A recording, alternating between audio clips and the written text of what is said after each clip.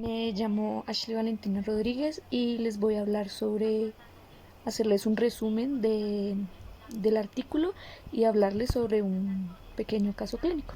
Todo profesional que atienda a un paciente con estos casos debe tener conocimiento claro de cómo sacar una buena evaluación clínica. Tiene que saber interpretar resultados en imágenes y reconocer las lesiones de riesgos que amenazan con la vida del paciente.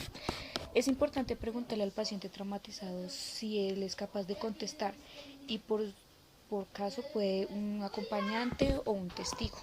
Para hacer un buen examen físico se necesita dispersión, que es presenciar heridas o abrasiones. Es muy importante identificar asimetrías, falta de fuerza y deformidades.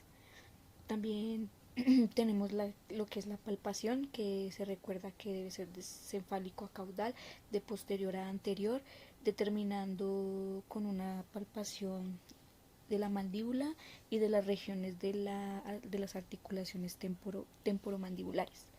Eh, También se encuentra lo que es el examen intraoral, eh, que es tener en cuenta hematomas, equimosis, cuerpos extraños, ausencia dentarias y escalones óseos. También es muy importante la relación oclusal. También encontramos lo que es la palpación de columna cervical, que te, termina siempre con una especulospía nasal. Las situaciones que amenazan con la vida de un paciente es la obstrucción de la vía aérea, la hemorragia mayor, síndrome aspirativo, lesiones en la columna cervical y lesiones asociadas a las intracraneanas. En una fractura aislada del arco podemos encontrar hundimiento, hematomas y limitación de los movimientos mandibulares. También por interposición de la apófisis coronoides, en fracturas más extensas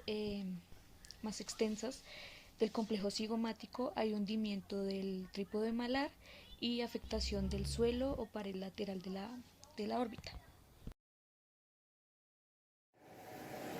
Buenos días compañeros, mi nombre es Jenny Liliana Martínez. Vamos a hacer la explicación de los huesos del cráneo. Los huesos del cráneo son 8, que es parietal 2, frontal 1, esfenoides 1, etmoides 1, temporales 2 y occipital 1. Vamos a hacer la explicación de cada uno de ellos. El cráneo está constituido por 8 huesos, 2 temporales, 2 parietales, uno frontal, uno occipital, etmoides y esfenoides. El hueso frontal es aquel que se localiza en la frente, empieza justo por encima de las cuencas de los ojos y termina en la parte superior de la frente. Su función es, además de dar forma a la frente, es la de proteger los lóbulos frontales del cerebro, que están situados justo detrás de este hueso. Los dos huesos temporales, estos dos huesos están situados en los laterales, uno a cada lado de la cabeza. Estos huesos protegen los lóbulos temporales, asegurando así que el lenguaje auditivo y la comprensión del habla no sean susceptibles de traumatismos. El hueso occipital es un elemento óseo de forma marcadamente cóncava y localizado en la nuca. Su función es la de proteger el tronco del encéfalo. Los dos huesos parietales ocupan el área que forman la coronilla y sus alrededores. Son dos huesos simétricos y soldados entre sí. Su función es la de proteger la parte de la corteza cerebral que hay debajo, que es donde ocurre la percepción, la imaginación, el juicio y el pensamiento. El hueso etmoides es el único de este grupo que no dispone de una forma aplanada. De hecho, su morfología es rugosa y con cavidades. No se trata de un hueso externo, pues este está localizado en la parte interna de la cara, detrás de la nariz. Su función es la de ser la principal estructura de sostenimiento de la cavidad nasal. El hueso esfenoides podría considerarse como la piedra angular de la base del cráneo, pues es el que permite, situándose en la porción media de la base del cráneo, que otros elementos óseos del cráneo queden unidos entre ellos. Su función es la de dar apoyo a otros huesos del cráneo y también la de dar forma a la estructura interna de la cara. Vamos a hablar sobre trauma facial, pero primero tenemos que hablar sobre los huesos y músculos de la cara. Los huesos son 14 y están compuestos por 2 nasales, 2 cigomáticos o malares, 2 lacrimales, un vómer, 2 maxilares superiores, la mandíbula y 2 palatinos y 2 cornetes nasales. Después pasamos a los músculos de la cara, que por lo general son 16, teniendo en cuenta el occipito frontal, el piramidal, el elevador del labio superior y del ala de la nariz, el cigomático menor, el bucinador, el orbicular de los labios, el orbicular de los ojos, el cuadro del mentón, la borla del mentón, el triangular de los labios, el rosario de Santorini, el cigomático mayor, el elevador del labio superior, el transverso de la nariz. Evaluación del trauma maxilofacial. Por lo general se encuentra en un 30% de los politraumatismos, teniendo el riesgo de muerte por asfixia, muerte por hemorragias, lesiones de la columna vertebral y sistema nervioso. Por lo general, el diagnóstico se hace por anamnesis, que es la recopilación de la información aportada por el paciente, por el acompañante o el testigo del accidente. Estos dos últimos cuando el paciente no puede hablar. Además del examen físico, que equivale a 5 secciones. La primera es la inspección, que es la observación de heridas y abrasiones para identificar asimetrías, falta de fuerza y deformidades. Está la palpación, que se recomienda desde lo cefálico a lo caudal, de lo posterior a lo anterior, para terminar con la palpación de la mandíbula y de las regiones articulares temporomandibulares. Es el examen físico, que es el que se divide en 5 secciones. La primera es la inspección, que es la observación de heridas y abrasiones, muy importante para identificar las asimetrías, la falta de fuerzas y las deformaciones. Está la palpación, que son lo recomendado es de lo cefálico a lo caudal, de lo posterior a lo anterior, y terminando con la palpación de la mandíbula y de las regiones articulares temporomandibulares. Está la tercera, que es el examen intraoral, que es para identificar hemorragias, cuerpos extraños o ausencias dentarias. Está la palpación de la columna cervical y para terminar un examen especuloscopía nasal. Las traqueostomías se tienen que utilizar debido a diferentes situaciones, ya sea por fracturas panfaciales, por fracturas de la comunidad de la mandíbula o por edemas masivos de los tejidos blandos faciales, o sea, las quemaduras. Usualmente se tiene que utilizar la traqueostomía debido a alguna obstrucción en el tercio mayor facial, que es compuesto por la órbita del ojo, los maxilares superiores, los huesos nasales, el cigomático y los malares. Los estudios radiológicos son los que permiten observar en qué posición y ángulo se encuentra la fractura, teniendo en cuenta que pueden ser axiales, coronales, transversales e idealmente de reconstrucción tridimensional, teniendo que incluir la parte superior facial y el cráneo, que es recomendado por los neurólogos, y la parte media e inferior facial. Hay diferentes tipos de radiografías.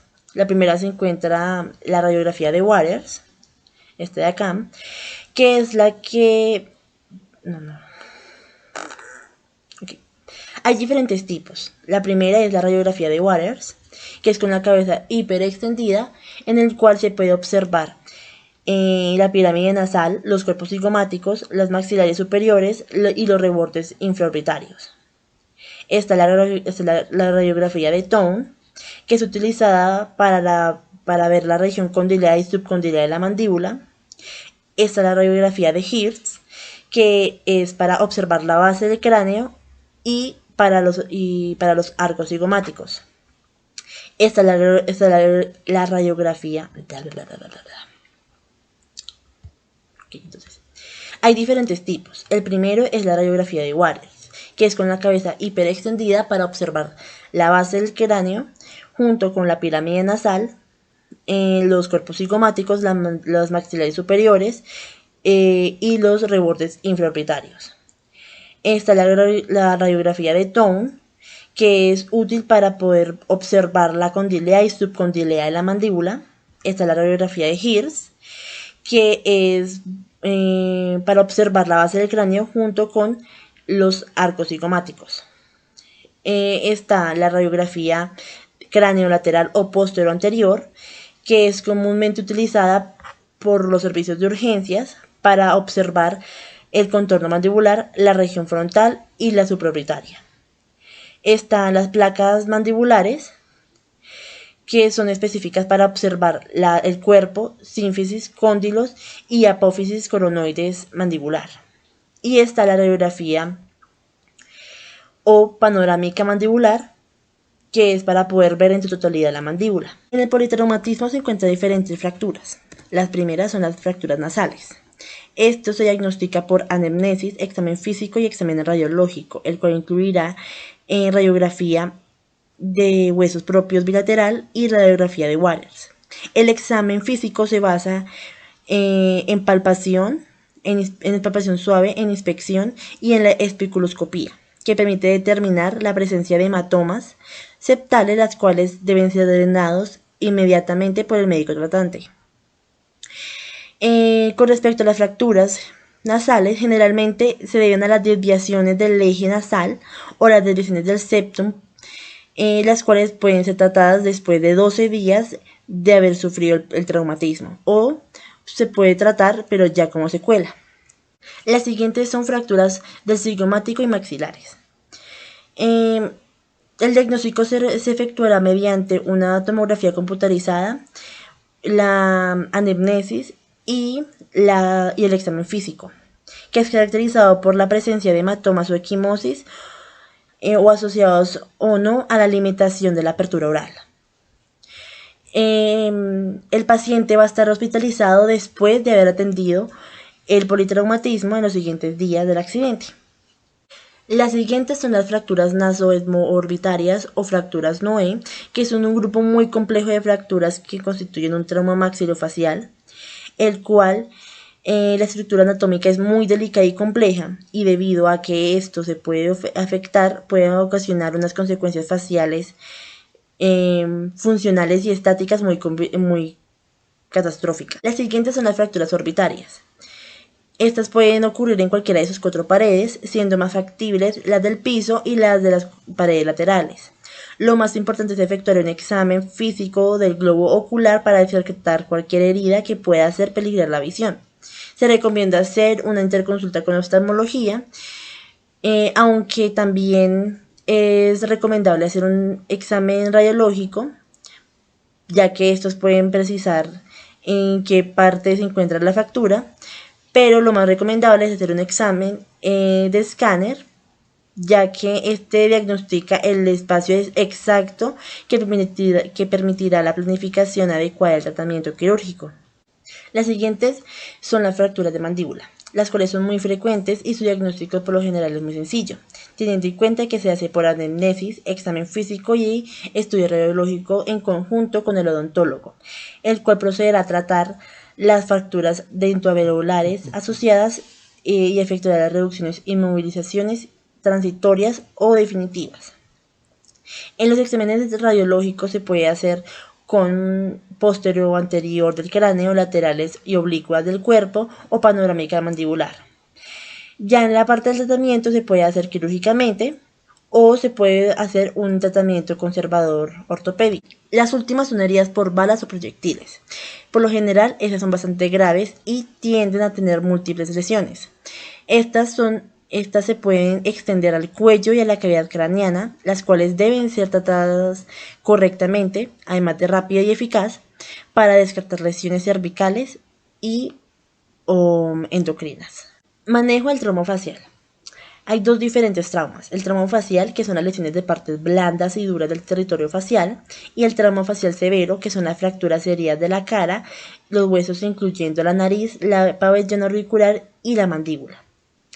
Según el Atlas de la región craneofacial, está el manejo del ABC, que son los traumatismos faciales, en especial de alta energía, frecuentemente las lesiones severas del encéfalo y la columna cervical.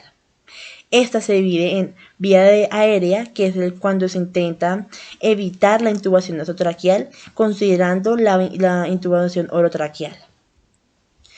Está la ventilación, que es necesario estar atento a la posibilidad de broncoaspiración, ya sea de contenido gástrico o de sangre. La circulación son los sangramientos en la zona que pueden ser muy importantes y a veces de difícil diagnóstico, en especial cuando los sangramientos son posteriores.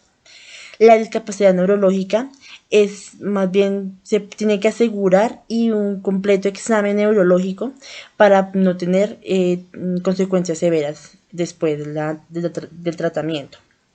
Y la exposición, es necesario examinar las zonas posteriores del cráneo y del cuello con el fin de descartar cualquier lesión en esa zona que pueden llegar a ser fácilmente desapercibidas.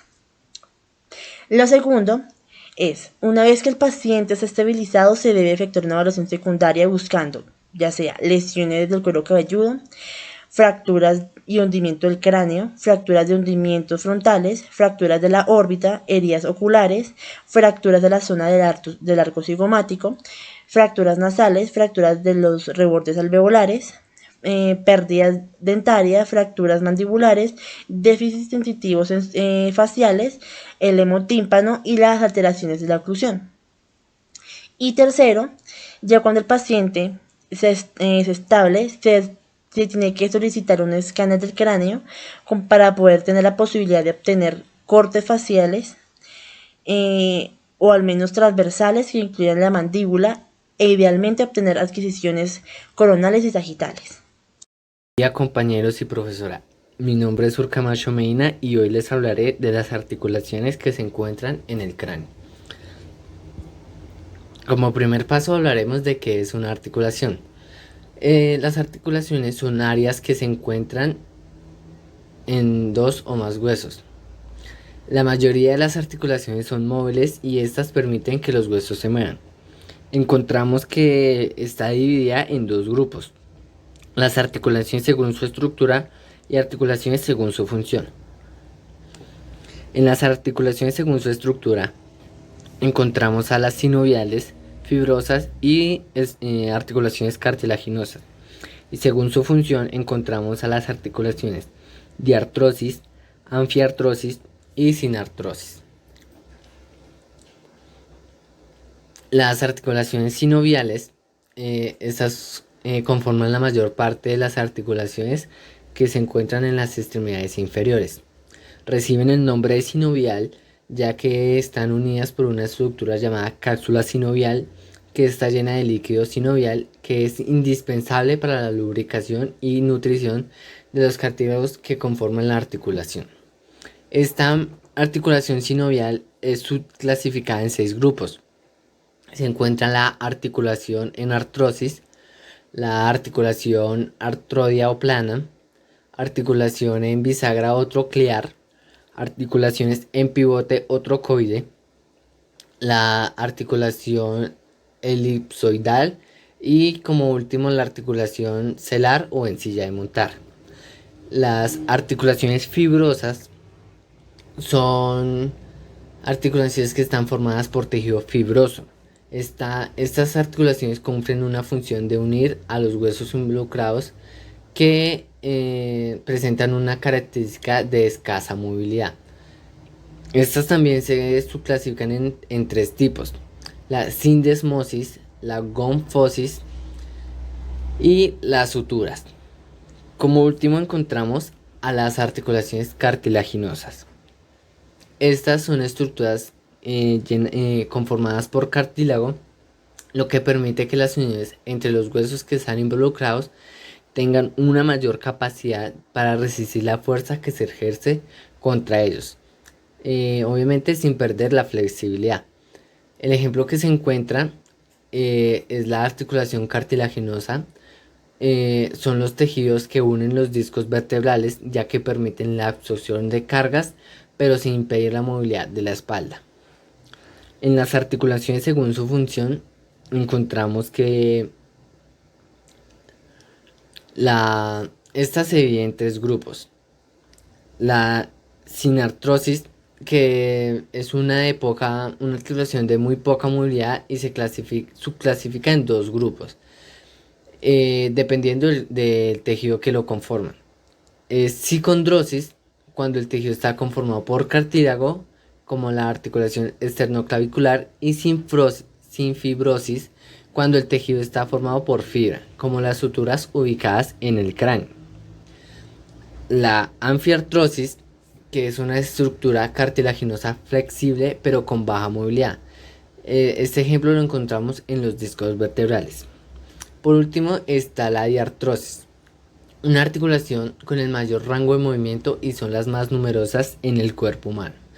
Están formadas por cartílago y están unidas por la cápsula sinovial, en donde se encuentra el líquido ya mencionado anteriormente que protege a estos huesos. La unión entre el húmero y la escápula, llamada articulación glenohumeral, es el ejemplo de esta diartrosis. Entrándonos en el tema de articulaciones en el cráneo, encontramos que son de dos tipos. Que son de tipo sinartrosis. No presentan ninguna movilidad, ya que son como de resistencia y para proteger a los huesos. La sinartrosis se divide en tres grupos: sinfibrosis, sincondrosis y sinostosis. Hablaremos primero de qué es sinartrosis. De acuerdo a la anatomía, esta clase de articulación puede ser ubicada en el cráneo, debido a que es allí donde se dan las diferentes uniones entre la superficie articular de los huesos craneales, con la finalidad de dar origen a la cavidad craneal. Además de esto, también existe otra articulación que se da gracias a la unión entre el hueso esfenoides del cráneo y el vómer, que forma parte de los huesos de la cara. Esta articulación funciona o está diseñada exclusivamente a formar una fusión duradera y resistente entre los huesos. Es decir, que gracias a estas uniones el cráneo se mantiene protegido al cerebro y todas las partes del sistema nervioso central. Se encuentra y se evidencia que en el cráneo está presente la articulación de tipo sinfibrosis. Esta articulación es la que carece de movimiento. Es un enlace fibroso que existe entre un hueso y otro, cuando se clasifican de acuerdo a la función ya nombrada sinartrosis. Esta articulación permite unir al hueso occipital con el parietal y el temporal. Une, como hemos mencionado, varios huesos que conforman todo el cráneo. Se encuentran también presentes la sutura lamboidea, la sutura escamosa y la sutura coronal. Estas suturas están presentes debido a la unión que presenta la sinfibrosis, esta articulación, ya que cuando se unen los huesos, obviamente no se pegan muy bien o sea, sí se pegan bien, pero quedan esas rasgaduras ahí presentes que se llaman suturas. Como conclusión, vemos que hay muchas articulaciones presentadas en el cuerpo humano. La sinfibrosis es la articulación más importante para nosotros en la parte del cráneo, ya que une nuestros huesos y nos protege al cerebro. Muchas gracias. Hola compañeros, mi nombre es Dayan Nicole Vitrago Martín y hoy les expondré sobre la conclusión y la aplicación profesional. Bueno, podemos concluir que el manejo inicial del trauma facial es fundamental para poder evitar secuelas morfofuncionales graves de la cara, lo que implica que los médicos que atienden a estos pacientes deben tener la capacidad de efectuar un adecuado diagnóstico clínico, manejar las lesiones faciales que amenazan la vida y priorizar en forma adecuada el manejo definitivo de estos pacientes. En la aplicación profesional, como profesionales en el área de la salud, la rama de la fisioterapia, nuestro deber cuando se presenta una lesión facial es dar un buen diagnóstico clínico enlazado con el procedimiento realizado por un cirujano y así de esta manera aplicar terapias manuales o sensitivas para así adquirir una pronta recuperación del paciente.